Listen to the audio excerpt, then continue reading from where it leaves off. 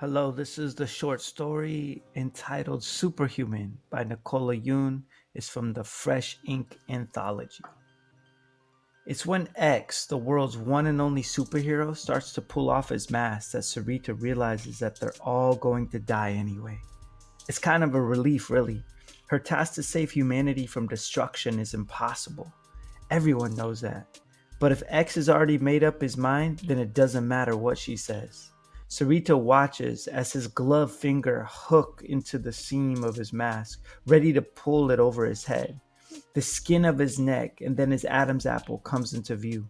Stop! She screams before she can think better of it. Before she can think better of ordering a superhero intent on annihilation to stop doing just exactly as he pleases. To her surprise, he does stop. His fingers uncurl from beneath the flap of his mask. He tilts his chin up and smooths his hand down his neck. It's a gentle gesture, a pensive one. In that moment, Sarita knows that it's a gesture he repeats often, a part of his ritual for becoming X. Maybe he puts on black and gray camouflage pants, next black athletic socks, and black Converse high top sneakers. After that, a close fitting long sleeve black t shirt with the big white X painted in the center. Black motorcycle gloves are next until finally he gets to the mask. For this part, he stands in front of a mirror. He gathers both sides of the mask in an accordion fold, raises it to his shaved head, and pulls it down over his face. He does it a little roughly and all in one breath. Afterwards, he stands there in front of the mirror, taking a few seconds to adjust, to become. The last thing he does is smooth his hand down his neck. Watching him now, Sarita wonders if he's making that gesture for the last time. Her fear is evident on her face. I won't hurt you, he says, which is ridiculous, because that's the whole point of her being here. He's going to hurt everyone. 3 days ago, X had broadcast his message on all media simultaneously. No one knew how he accomplished that. No one knew how he did anything. In part, the message was as follows: I no longer believe in humanity. I would see it destroyed. Send someone to convince me otherwise. After conferring with his counterparts around the world, the President of the United States had called. Sarita was the one they'd chosen. She didn't know what went into the decision-making process, just that the decision had been made. The president had spoken to her for a long time. X had given them 3 days to pick someone, but they'd come to a decision early, so she had time to formulate a plan. Save for her mother, no one else was to know that she was the chosen one. Why me, she'd ask him. Why choose a 17-year-old girl? Why not choose a philosopher or a scientist or a religious leader?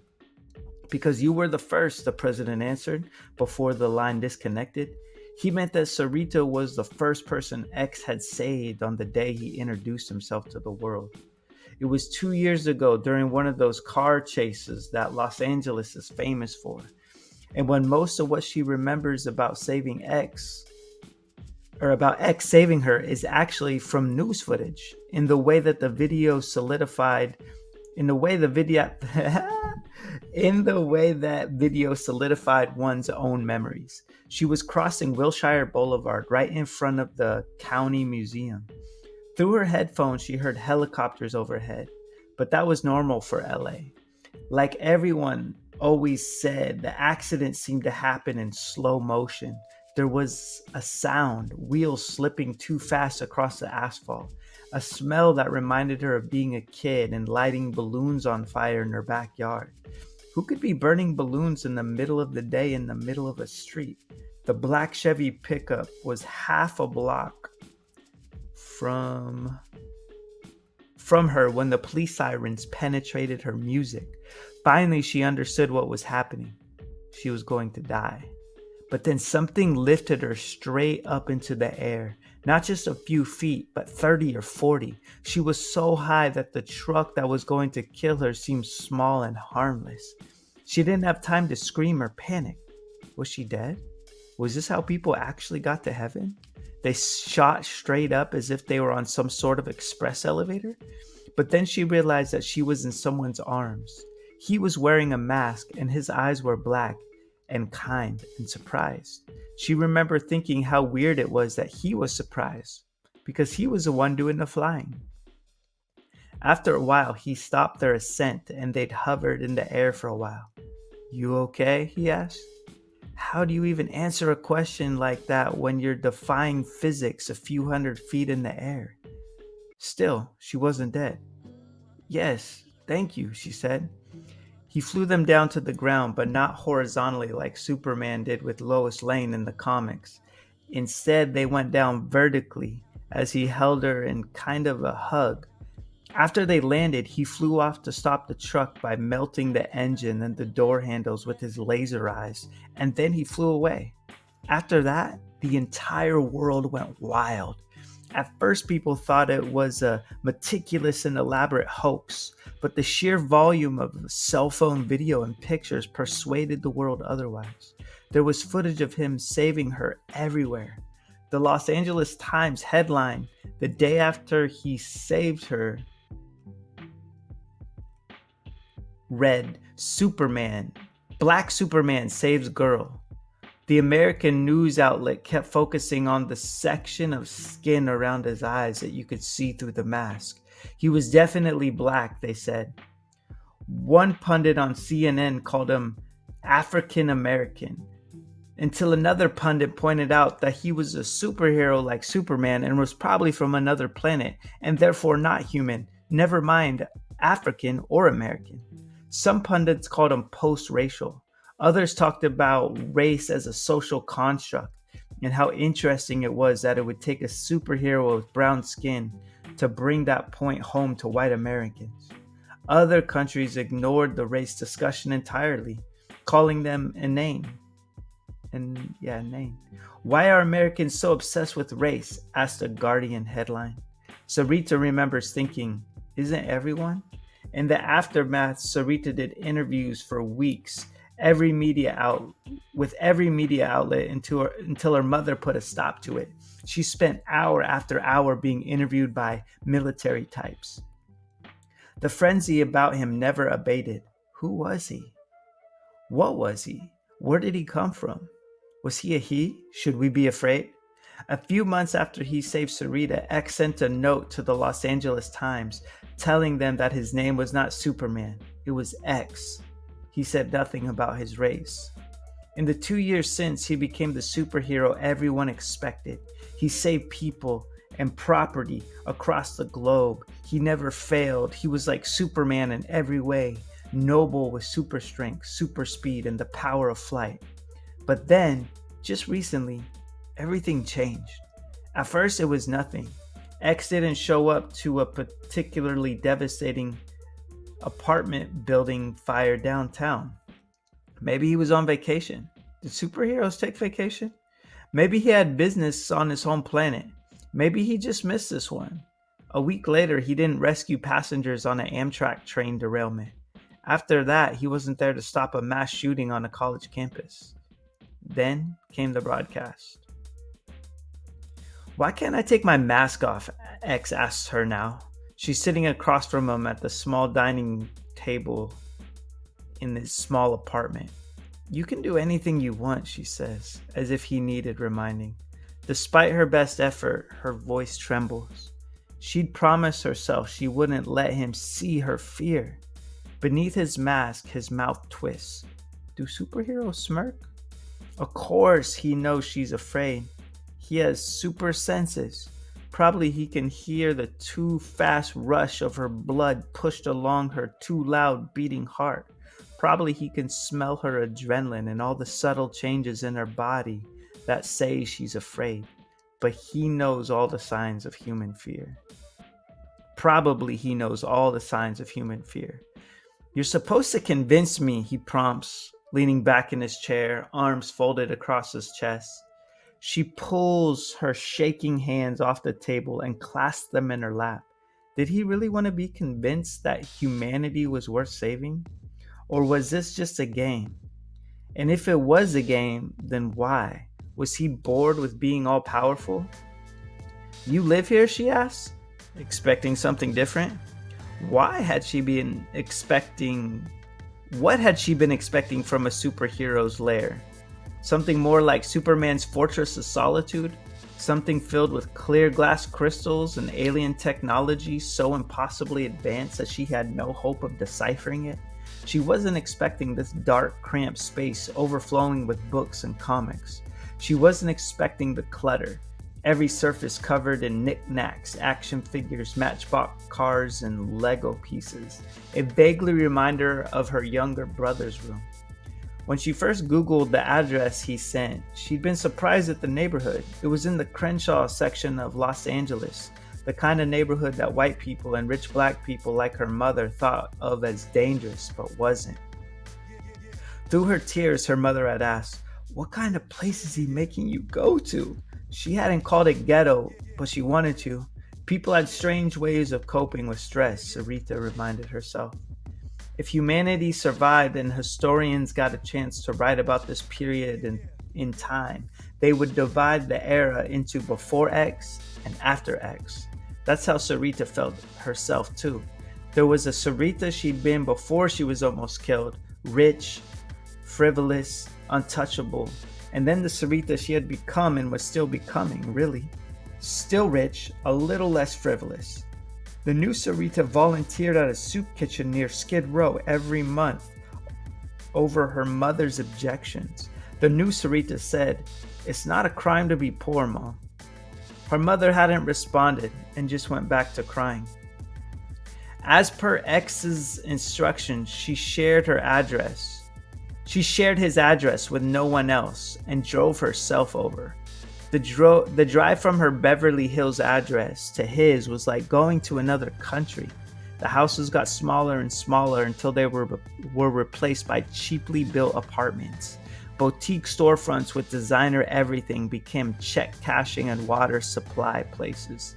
Cars changed from model year Mercedes and BMWs to ancient looking Toyotas and Fords. More people were on the streets, walking or else waiting for buses. Most everyone was black or Mexican. It was the kind of neighborhood that Sarita often drove through on her way to someplace else. Now X makes a show of checking out her clothes. "You rich?" he asks. Sarita frowns. No one has asked her that before. Why would they? Almost everyone she knows is rich too. She shrugs. Beneath the mask, his mouth twists again, but she doesn't think it's a smirk this time. "Can you tell me why?" "Why what?" Why I want to kill all you people." Sometimes from watching his heroing on TV, it was possible to convince yourself that he was a human. He looked the part, a human being with some extra bells and whistles. Sometimes though, his voice would do this thing, double in on itself, like it was its own echo, and you remembered it was too other to be human. That's what his voice was doing now, and Sarita couldn't find her own, so she just nodded.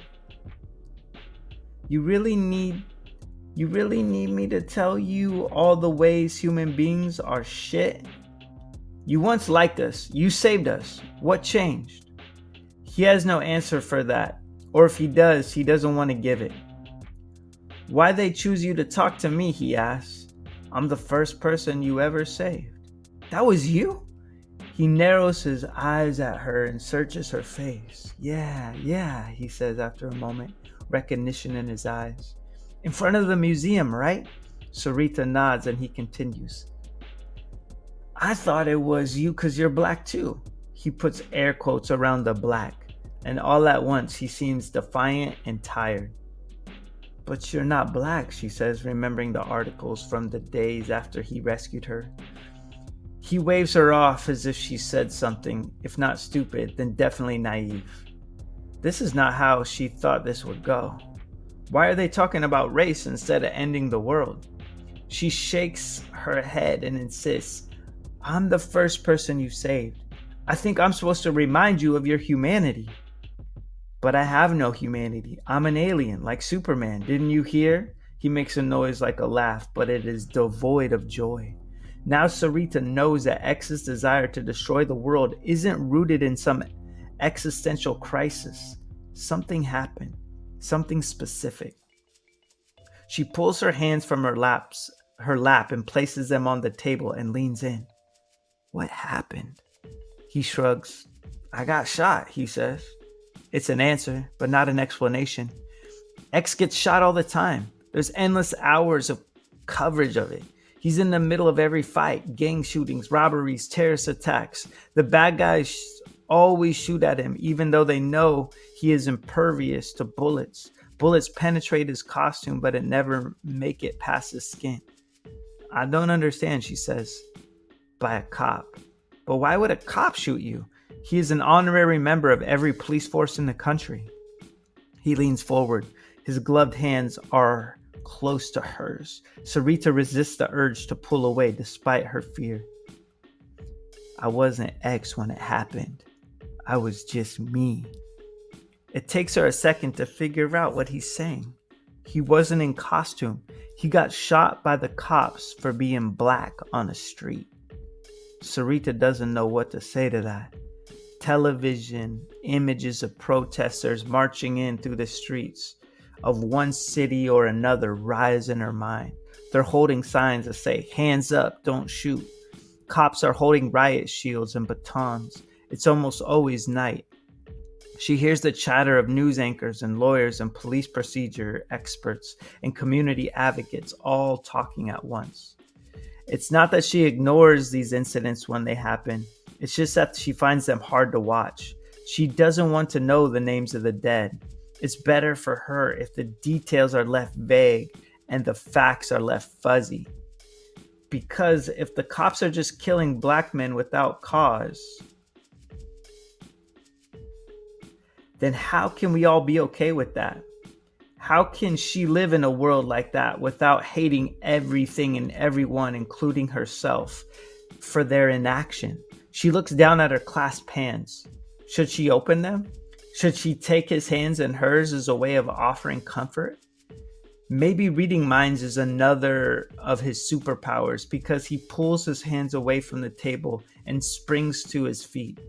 Sarita pushes back from the table with such force that her chair topples over.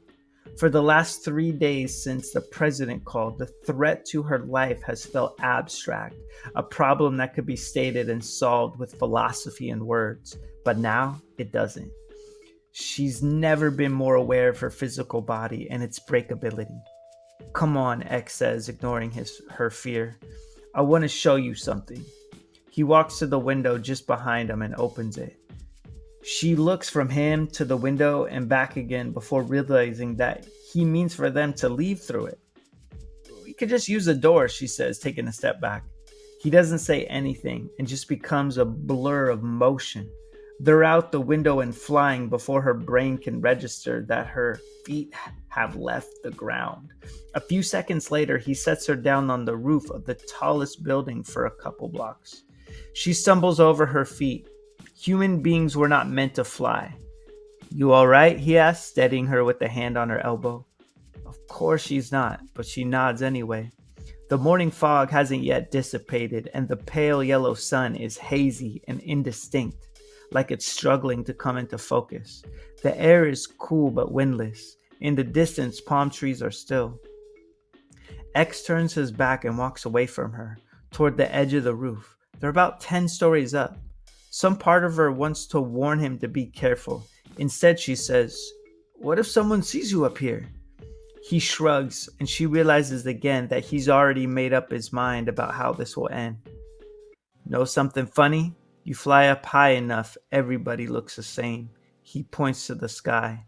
Black, white, boy, girl, man, woman, even cops. Just people moving around doing the same dumb shit people always do. Now he turns away from the ledge and walks backward toward her. Don't last though. Sooner or later my mind figures out the neighborhood by the type of car or the number of trees or the size of the houses or the number of grocery stores. And once you figure out the neighborhood, you can figure out most of the people. I swear to you, even the air is different. He's just a few feet away from her now. Tell me about getting shot, she says. He leans in close, intent on something. What do you want me to tell you? He asks. You know this story already. I fit the description of a black kid who did something wrong somewhere in all of America. Don't matter the city, don't matter the time of day, don't matter where I was or who I was with, or that no way it could have been me. I fit the description. I got stopped. I got shot. No story to tell. You know it already. Maybe what? His voice does the thing where it sounds like many voices in one. She wants what he's saying not to be true, even as she knows it's true. She wants to convince him that the cop hadn't meant to do it. The gun misfired because of a glitch. It was a technical accident. Or maybe X himself had done something wrong, made a move he shouldn't have, didn't put his hands where the cop could see him. It was a procedural accident. Or maybe he really did fit the description, and it was an unfortunate accident. Wrong place, wrong time. Or maybe. She knows none of the excuses are true. She knows it in her heart. And where's there to go from here? If she can't convince him the shooting was justified, then his anger is justified. And if his anger is justified, then how can she stop what he wants to do? How can she tell him not to reject a world that has always rejected him? How can she tell him not to destroy the human race? I fit all the descriptions, he says. This time when he starts to pull off his mask, she doesn't stop him. He hesitates for a moment, and all she sees is the lower half of his face. Dark brown skin, square chin and jawline, wide nose, sharp cheekbones, no facial hair. He pulls the mask the rest of the way off. Wide set black eyes, the most perfect set of eyebrows, bald head. His eyes meet hers and his parts coalesce. He is beautiful. He even looks like a superhero. If she'd seen him walking down her school hallway, she would have noticed him. She suspects she would have never been able to unnotice him. The thought doesn't last. He's not in her school hallway. She's not allowed to notice him this way. And those black eyes are looking at her with equal parts pain and wrath. She wants to tell him not to be angry, but how can she ask that of him? Don't you get tired of it? He asks her. He means the constant doubling. He means the awareness of yourself and the awareness of someone else's awareness of you. But not you, your skin. One of her white friends had once asked why black people thought about race so much. Because you guys do, she had said. X says, I'm not from another planet. I'm from here. I'm from this neighborhood. My mom made me this way by making a wish. My brother got shot. My uncle got shot. Before she died, my mom said she wanted a world where bullets could never break my skin. The next day, I woke up like this. She had come here to convince him not to destroy the world. She'd come armed with the litany of human achievements. For every argument, she had prepared a counter-argument. Yes, we are flawed, she planned on saying, but we have endless capacity for joy and hope. We are capable of loving unconditionally. Humans go to war and kill each other. Counter-argument, all wars end, and in our peace, we find a way to love each other. Humans invented guns, nuclear devices, torture. Counter-argument, we also invented vaccines, hospitals, and prayer. Humans invented vengeful gods. Counter-argument, vengeance can be merciful. Humans invented God. Counter-argument, or the other way around. Humans hate what they don't understand. Counter-argument, we are young yet, give us time, and so on, because he is human. He knows this already. And in the face of this, his justified anger and his grace, she finds she has no words. Always the wrong place, always the wrong time. A country that did not value his life. What you got? He asks her now. In his eyes, she sees hurt and anger in equal measures. It's still not cold. There's still no wind, but she wraps her arms around her body anyway. Nothing, she says, too soft for him to hear, but he hears it anyway. He's superhuman. He puts his face in his hands. His anger is justified, and she can't ask him to set it aside. Not when it's his life, his body that's at stake. If he wants to destroy the world, she won't be the one to stop him. He says, "They all thought I wasn't human." He presses 2 fingers into his chest just above his heart. "But I am." And finally, she knows what to do. When X got his powers, he didn't choose to destroy. He chose to save. She's counting on his humanity. She walks to the edge of the roof and falls backward. What an ending.